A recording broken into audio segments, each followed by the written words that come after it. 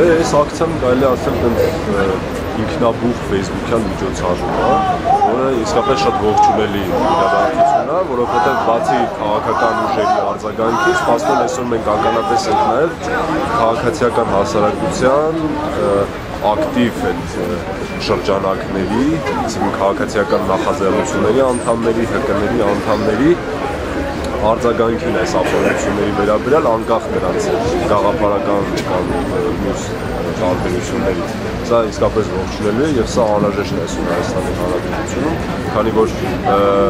այս իշխանությունների, ապօրինությունների եւ առհասարակ այս հանցախմբի դեմ պայքարը ոչ միայն քաղաքական ուժերի, այլ նաեւ քաղաքացիական հասարակության բոլոր ակտիվ շրջանակների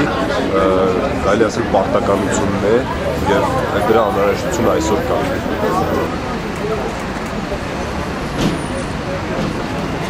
Ես ուզում եմ ասել, ուղղակի ես երկի առիթով ուզում եմ ասել, ես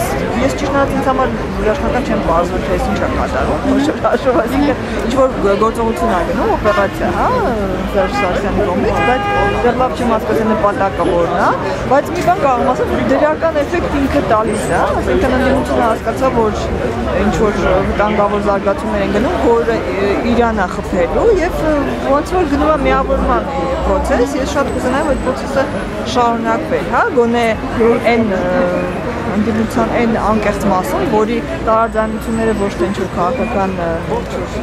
հետին նպատակների արդյունք էին, այլ բարձ տարաձայնությունների արդյունքն, ասենք ԵՏՄ-ի հարցում եւ այդ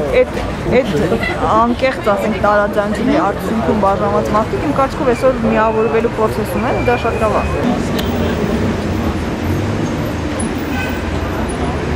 Ես կարծում եմ միանշանակ իշխանությունն է պատասխանատվություն, որովհետև իշխանության պարտականությունը այդտենց դեպքերը թույլ չտալ կամ արագ արձագանքել։ Որ ինչքան գիտեմ երկու հոգու ձերբակալել են, հետո ստորագրության բաց են թողել։ Ըստ նրանք կպատժվեն, թե ոչ։ Հուսամ, որ կպատժվեն, բայց չեմ կարծում։